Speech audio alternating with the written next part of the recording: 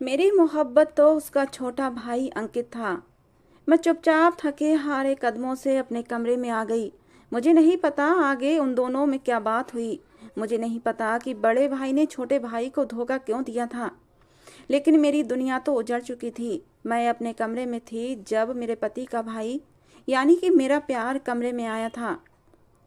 उसकी आंखों में आंसू थे जिन्हें उसने बेदर्दी से साफ किया था। धीरे से चलता हुआ वो मेरे करीब आ गया था। मैं उठकर खड़ी हो गई। मैंने उसकी तरफ देखा तो वो नजरें चुरा गया। कहने लगा, दिव्या, मैंने तुमसे मोहब्बत की थी, सच्ची मोहब्बत। उस दिन जब तुम्हें मेरा फ़ोन लगा था तो गलती से ही लगा था। मैं अपने दोस्त राजेश को ही कॉल लगा रहा था, लेकिन वो फ़ोन तुम्हें लगा था। लेकिन तुम्हारी आवाज़ में एक ऐसा जादू था कि मैं तुम्हारी आवाज़ के जादू में खो गया था और मैंने तुमसे दोस्ती कर ली। धीरे धीरे ये दोस्ती कब मोहब्बत में बदली और कब इश्क में बदल गई मुझे पता ही नहीं चला। और उस दिन जब तुम अपने माँ बाप के साथ उस पार्टी में आई थी तो मैंने तुम्हें देख लिया था और तुम्हें पहचान भी लिया था, क्योंकि मैं तुम्हारी फ़ोटो पहले ही देख चुका था। लेकिन तुमने मुझे नहीं पहचाना था। और फिर मैंने अपने माँ बाप के जरिए तुम्हारे घर रिश्ता भी भेजा। तुम्हारे पापा और मेरे पापा दोस्त थे, इसलिए रिश्ता भी जल्दी हो गया था। मैं बहुत खुश था कि मेरी मोहब्बत अब मुझे मिलने वाली है। लेकिन मैं भूल गया था कि तुम मेरी किस्मत में नहीं हो। मैंने तुम्हें अपना चेहरा नहीं दिखाया था। मैं चाहता था कि शादी के बाद ही तुम्हें अपना चेहरा दिखाकर तुम्हें अचानक से सरप्राइज दूंगा, लेकिन उससे पहले ही मेरा सब कुछ ख़त्म हो गया। मेरे भाई ने मेरी खुशियाँ उजाड़ दी। मैं बस उसकी तरफ खाली खाली निगाहों से देख रही थी। मेरे पास बोलने के लिए कुछ भी नहीं बचा था। वो कहने लगा, वो मेरा बड़ा भाई सुमित है, मेरा नाम अंकित है। उसे आवाज़ें बदलने का हुनर आता है। उसने मेरी आवाज़ बदलकर तुम्हारे साथ धोखा किया और तुमसे शादी कर ली। मेरी आंखों से टप टप आंसू गिरने लगे थे। मैं अब भी कुछ नहीं बोली थी कि तभी कमरे में मेरा पति सुमित दाखिल हुआ। गुस्से से अंकित की तरफ देखा और कहने लगा, मैंने तुमसे कहा था ना, जाओ यहाँ से। तुम यहाँ क्या करने आए हो? मैंने तुमसे पहले ही कहा था दिव्या मेरी पत्नी है, उसका और तुम्हारा कोई संबंध नहीं है। क्या सबूत है कि तुमने जिस लड़की से मोहब्बत की वो लड़की यही दिव्या है? अंकित कहने लगा, सबूत तो मेरे पास सारे थे, लेकिन वो सबूत आपने सब मिटा दिए हैं क्योंकि आपकी नीयत में खोट था। इससे पहले कि अंकित कुछ और कहता, सुमित ने उसे धक्के देकर घर से निकाल दिया। मैं कमरे में अकेली रह गई थी और अपनी किस्मत पर बैठी आंसू बहा रही थी। कुछ दिन ऐसे ही बेरंग से गुजर गए थे। अंकित दोबारा नहीं आया था, या शायद अमित ने उसे आने नहीं दिया था। लेकिन पता नहीं क्यों मेरा दिल अंकित का इंतजार करता था। मैंने मोहब्बत की थी अंकित से, बेतहाशा मोहब्बत की थी। उसके बिना जिंदगी के बारे में सोचा भी नहीं था। लेकिन बीच में सुमित ने हम दोनों को एक दूसरे से जुदा कर दिया था। सुमित मुझसे अब नजरें चुराए चुराए फिरता था। वो मेरे सामने कम ही आता था। एक दिन वो मेरे पास आकर बैठ गया और कहने लगा, दिव्या, तुम चिंता मत करो। देखना, मैं तुम्हें इतनी मोहब्बत दूंगा कि तुम सब कुछ भूल जाओगी, और मैं अपना इलाज भी कराऊंगा। मैं तुम्हें पति सुख भी दूंगा, तुम्हारी सारी इच्छाओं को पूरा करूंगा, कोई कमी नहीं रहेगी। मैंने खाली खाली आंखों से अपने पति की तरफ देखा था।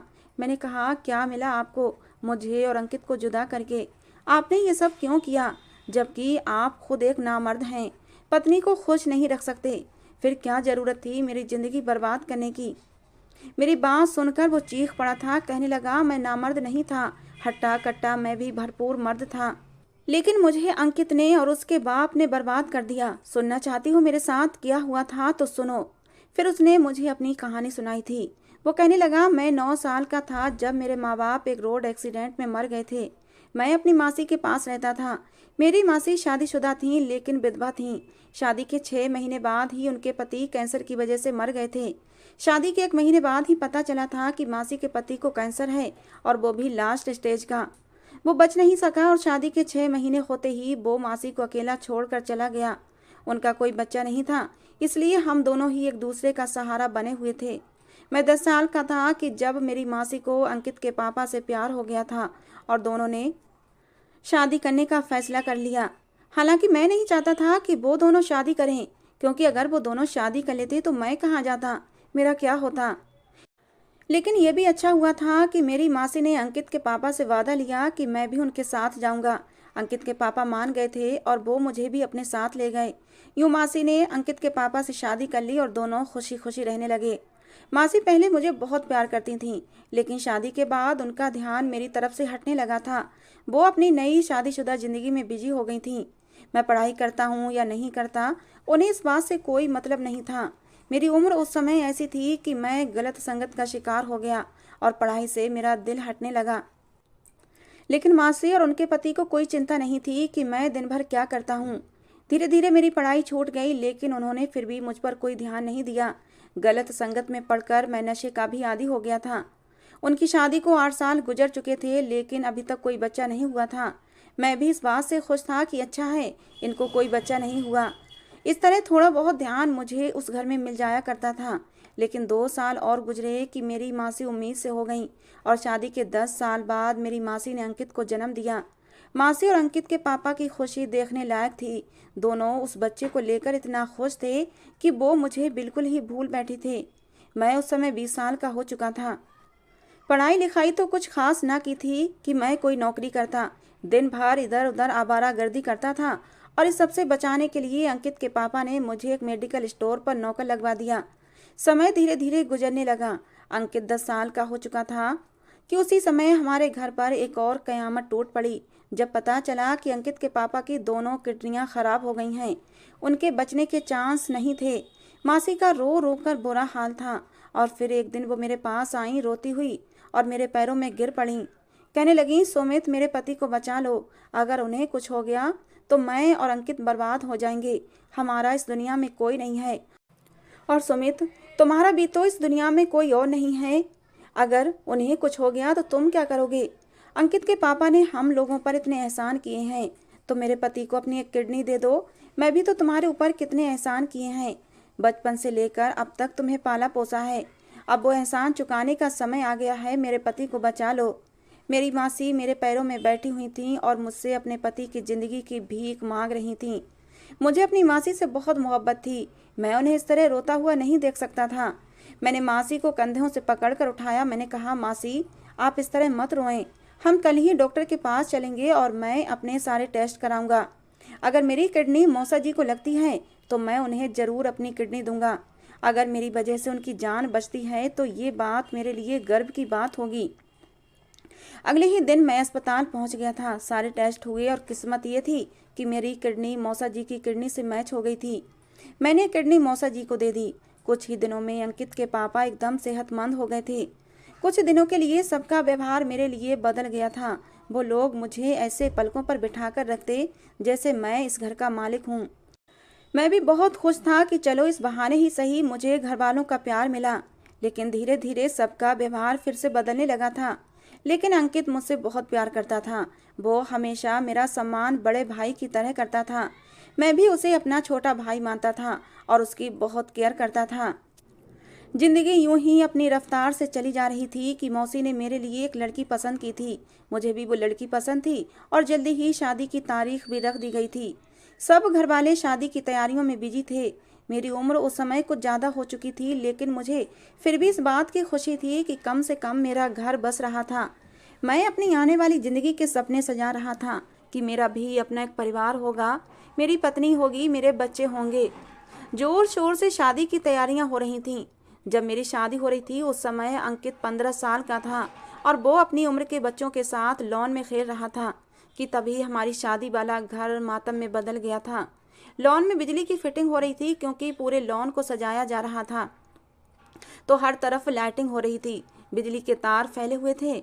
मैं भी काम वाले लड़कों से बिजली की फिटिंग करवा रहा था कि तभी ये खुले हुए तार पर अंकित का पैर पड़ने ही वाला था, क्योंकि वो खेलते हुए उस नंगे तार के बहुत पास पहुंच चुका था। मैंने चीखते हुए अंकित को आवाज़ लगाई कि वहाँ से हट जाओ, लेकिन उसने मेरी आवाज़ नहीं सुनी थी। क्योंकि शादी वाला घर था, लॉन में बजते डीजों की आवाज़ ने मेरी आवाज़ को कहीं गुम कर दिया था। वो लगातार पीछे को हटता जा रहा था। मैं सब छोड़कर तेजी से भागता हुआ अंकित के पास पहुंचा था। मैंने अंकित को धक्का दिया, लेकिन मेरा पैर फिसल गया और मैं उसी नंगे तार पर जाकर गिरा था। बिजली का तेज झटका मेरे पूरे शरीर में फैल गया था। कुछ देर तक मुझे होश रहा था। मैं अपने आसपास चीखों पुकार की आवाज़ को महसूस कर रहा था। अंकित चीख चीख कर लोगों को बुला रहा था और फिर मैं होश की दुनिया से बेगाना हो गया था। मुझे नहीं पता फिर क्या हुआ था। मेरी आँख खुली तो मैं अस्पताल के बेड पर लेटा हुआ था। मेरा पूरा शरीर नीला पड़ चुका था। जब मुझे होश आया तो मेरी मासी मेरे पास बैठी हुई थी। मुझे देखकर उनकी आंखों में आंसू आ गए। कहने लगी, एक बार तुमने मेरे पति की जान बचाई थी, आज तुमने मेरे इकलौते बेटे अंकित की जान बचाई है। तुम मेरे परिवार के मसीहा हो। तुम न होते तो आज मैं अपने पति और अपने बेटे दोनों को खो चुकी होती। मासी मेरा हाथ पकड़कर रोने लगी थी। मैं कुछ भी नहीं बोला। मेरे अंदर इतनी ताकत ही नहीं बची थी कि मैं कुछ बोल पाता। मासी ने कहा कि तुम्हारी हालत बहुत ख़राब हो गई थी, डॉक्टरों ने बहुत मुश्किल से तुम्हारी जान बचाई है। लेकिन मैंने महसूस किया ये सब बोलते हुए मासी मुझसे नज़रें चुरा रही थीं, जैसे कुछ तो बहुत गलत हुआ है। मैंने कहा, मासी क्या बात है, क्या आप मुझसे कुछ छुपा रही हैं? मासी कुछ नहीं बोली। कहने लगी, अभी कुछ ही देर बाद डॉक्टर आएगा, वो तुम्हें सब कुछ समझा देगा। लेकिन देखो, तुम चिंता मत करो, तुम्हारी जान बच गई है, यही बहुत है। मासी बहुत देर तक मेरे पास बैठी रहीं और इधर उधर की बातें करके मुझे बहलाने की कोशिश करती रहीं, लेकिन मुझे लग रहा था जैसे कुछ तो अनहोनी हुई है। मैंने कहा, मासी शादी वाला घर था, शादी का क्या हुआ? आपने लड़की वालों से क्या कहा? मासी मेरी बात सुनकर एकदम से नजरें चुरा गईं। कहने लगी, ये सारी बातें हम बाद में करेंगे, अभी फिलहाल तुम ठीक होकर घर चलो, सारी बातें बाद में होंगी। मैंने कहा, नहीं मासी, मुझे बताओ, संगीता के घर वालों से आपने क्या कहा?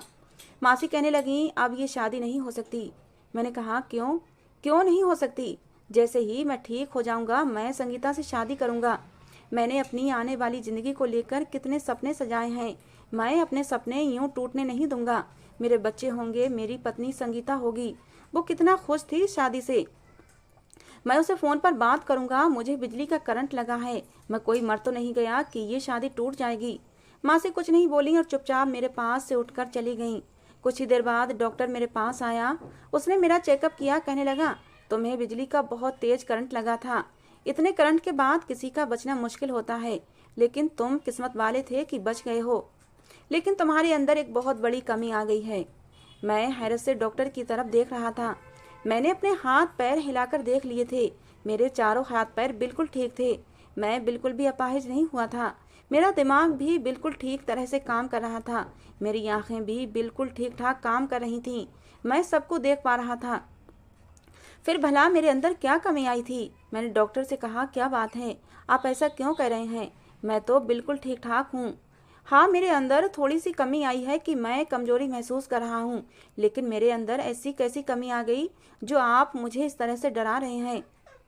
डॉक्टर कहने लगा, बिजली का करंट लगने की वजह से तुम नामर्द हो गए हो। अब तुम कभी भी अपनी पत्नी को खुश नहीं रख सकते।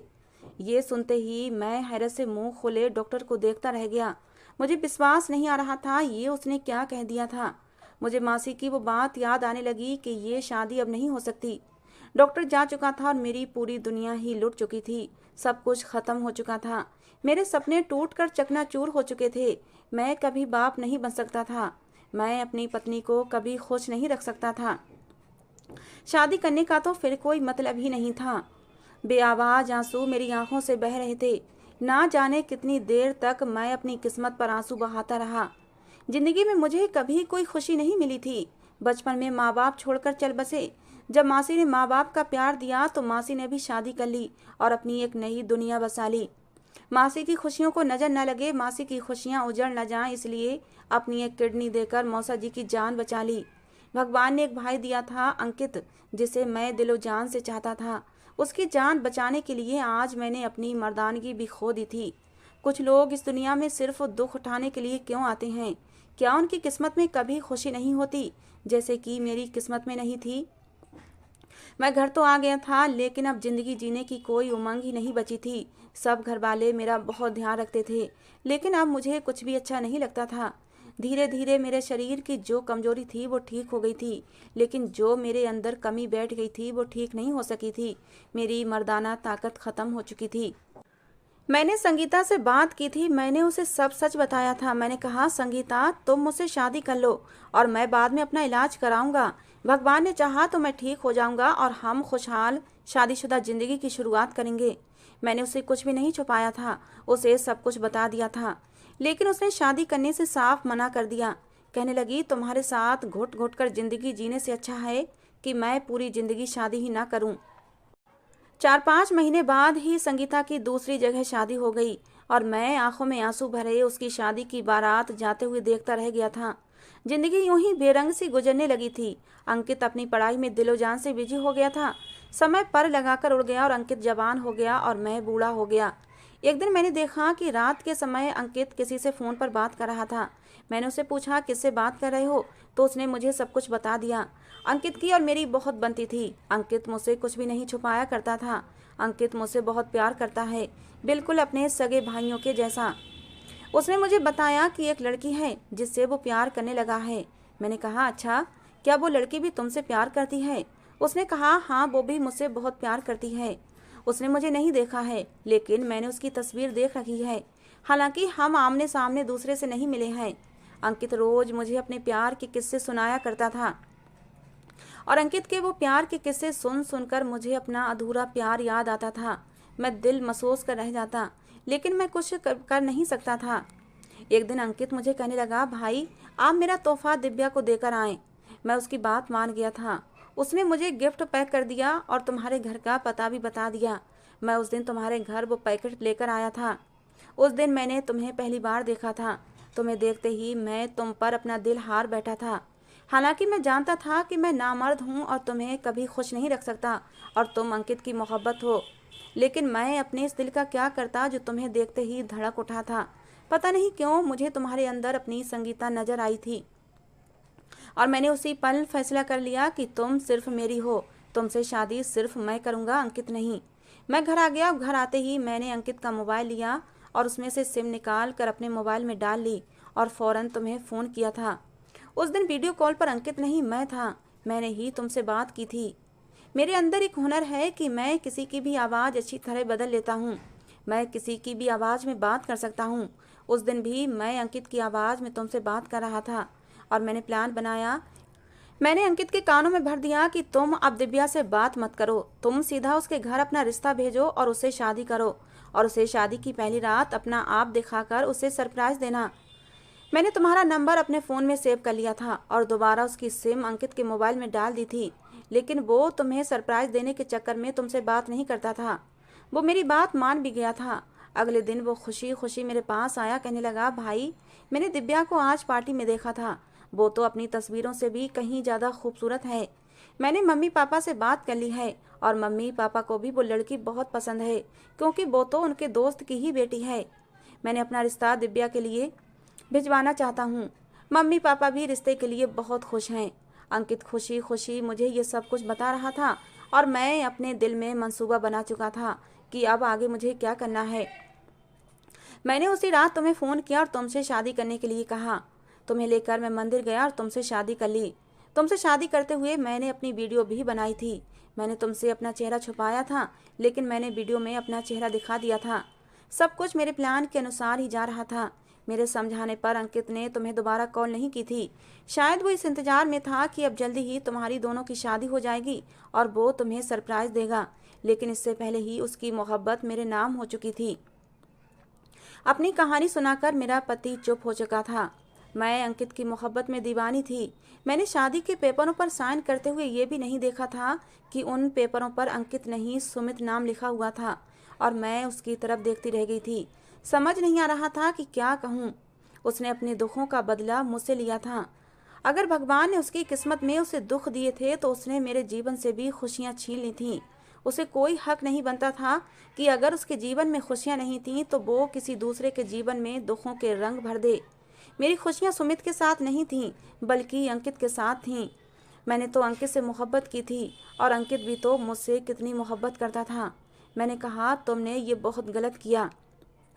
मेरे दिल में सिर्फ अंकित बसा है, तुम नहीं। तुमने ज़बरदस्ती मुझे पा तो लिया, लेकिन मेरे प्यार को कभी पा नहीं सकोगे। मैं तुमसे मोहब्बत नहीं करती। मेरे दिल में सिर्फ और सिर्फ अंकित है। मेरे मुंह से इतना सुनना था कि वो एकदम से पागल हो उठा। गुस्से से मेरे पास आया और मेरा मुंह दबोच लिया।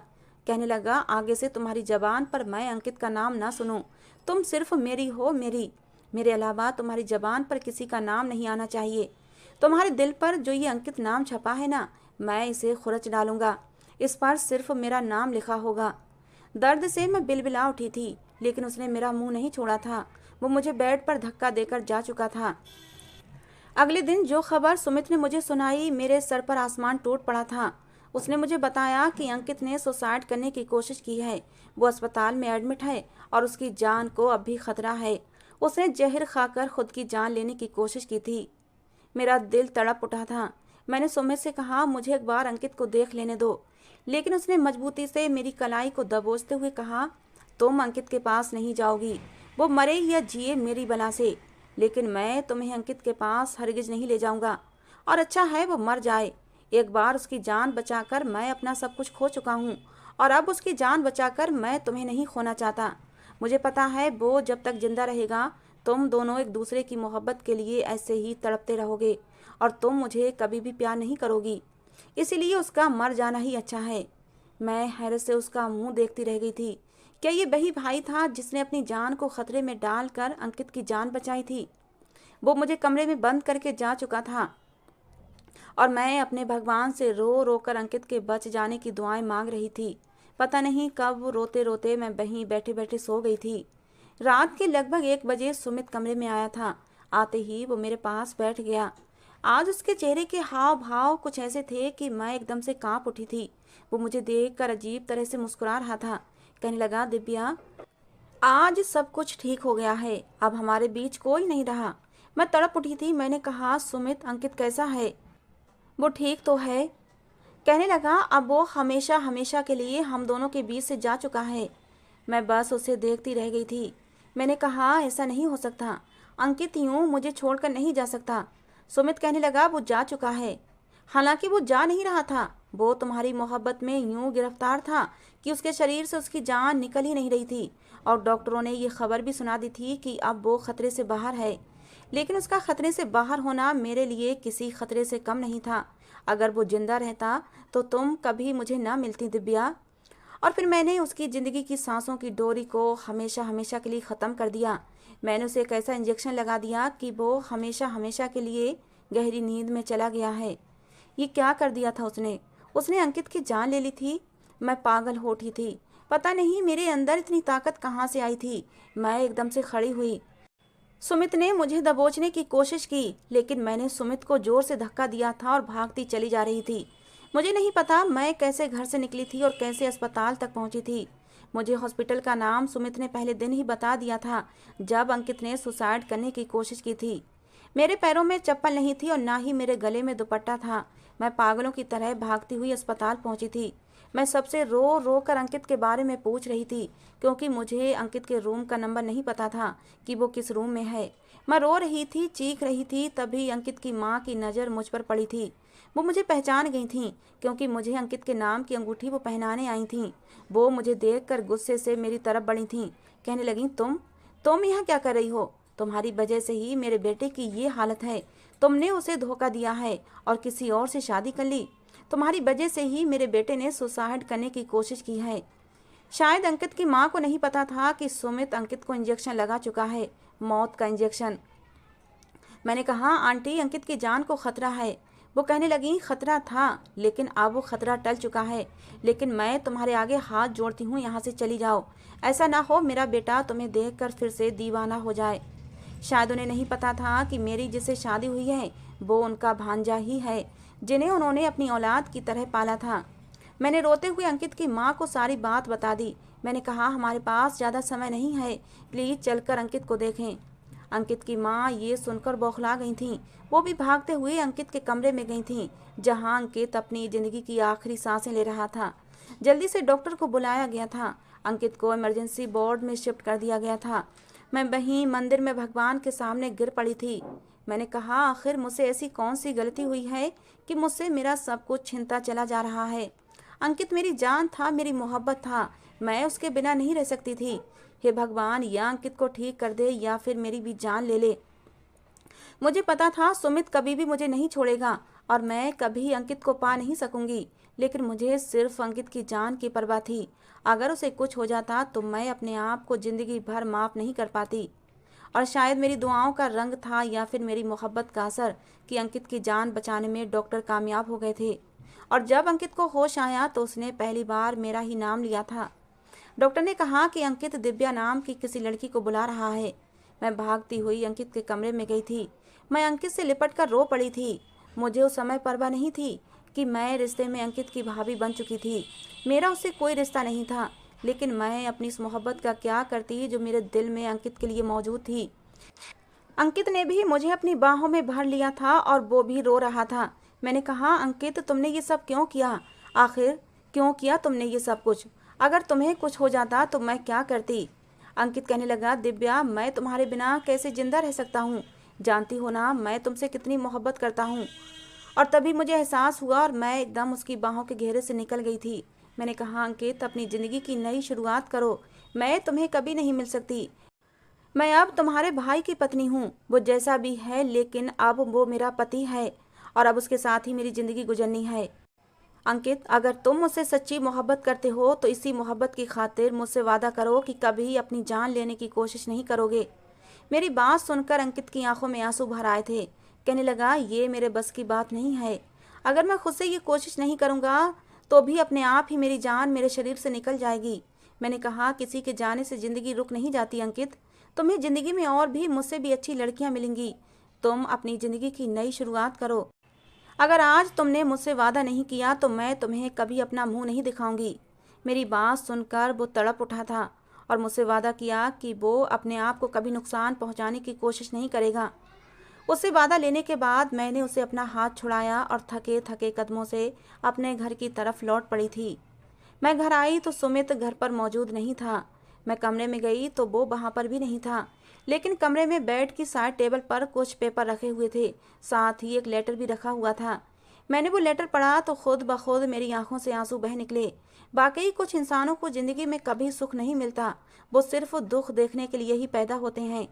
सुमित ने लिखा था, दिव्या मैंने सोचा था अंकित इस दुनिया से चला जाएगा तो तुम मेरी हो जाओगी, इसलिए मैंने उसे इंजेक्शन लगाकर उसकी जान लेने की कोशिश की थी। लेकिन जब मैंने तुम्हें अंकित के लिए इतनी दीवानगी से भागते हुए देखा तो मैं समझ गया था तुम मेरी कभी नहीं हो सकती।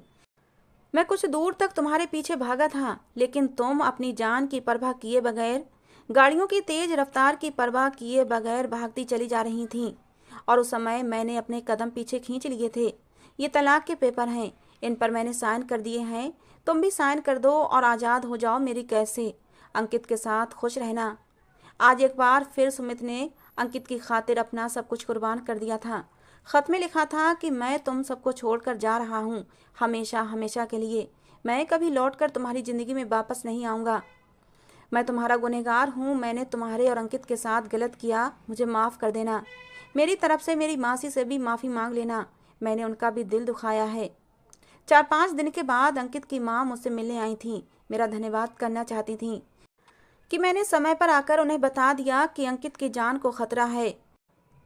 और फिर मैंने उन्हें सुमित के बारे में सब कुछ बता दिया कि वो मुझे तलाक देकर हमेशा हमेशा के लिए जा चुका है। और सुमित का लिखा हुआ खत भी अंकित की माँ की तरफ बढ़ा दिया। अंकित की माँ की आंखों में आंसू आ गए थे। दिव्या, सुमित ने हमेशा अपने आप को मेरे परिवार के लिए कुर्बान किया है और आज भी उसने अंकित के लिए खुद को कुर्बान कर दिया। तुम अंकित की मोहब्बत हो, शायद जज्बातों में बहकर अंकित से तुम्हें उसने छीन लिया था और अपना बना लिया था, लेकिन देर से ही सही उसे समझ आ गया कि तुम और अंकित एक दूसरे के बिना नहीं रह सकते, इसीलिए वो तुम दोनों के बीच से चला गया है। कुछ ही दिन बाद मेरी और अंकित की शादी धूमधाम से हो गई थी। मैं अपने माँ बाप के घर वापस आ गई थी और मेरे माँ बाप ने मुझे माफ़ भी कर दिया था। और फिर मेरे माँ बाप ने ही पूरे रीति रिवाज से और धूमधाम से मेरी शादी अंकित से की थी। सुहागरात को जब अंकित मेरे पास आया तो बेकरारी से मेरा हाथ थामते हुए कहने लगा, दिव्या कभी मुझे छोड़कर मत जाना। मैंने भी उससे वादा किया था, क्योंकि मैं भी तो उसे छोड़कर नहीं जाना चाहती थी। सुकून से आंखें मूंदते हुए मैंने अंकित के सीने से सर टिका दिया था और अंकित ने मुझे अपनी बाहों के घेरे में कस लिया था और मेरे माथे को चूम लिया था। जिंदगी में हर तरफ अब बहारें थीं। हाँ, सुमित की तरफ से थोड़ा दुख जरूर था, लेकिन उसने जो कुछ मेरे और अंकित के साथ किया वो भी गलत किया था। उसे ऐसा नहीं करना चाहिए था। मैंने दिल से दुआ की थी कि सुमित जहाँ भी रहे भगवान उसे खुश रखे। तो दोस्तों, ये थी हमारी कहानी। आपको कैसी लगी ज़रूर बताना। प्लीज़ अपनी राय इस कहानी को लेकर ज़रूर देना। आप लोगों के प्यारे प्यारे कमेंट्स पढ़कर मुझे और अच्छी अच्छी कहानियाँ लिखने के लिए बहुत ही हिम्मत मिलती है और मुझे कहानियाँ लिखते हुए खुशी भी महसूस होती है। तो प्लीज़ दोस्तों, एक प्यारा सा कमेंट ज़रूर कर दिया करें, जिससे कि मैं आपके लिए प्यारी प्यारी कहानियाँ लेकर आती रहूँ।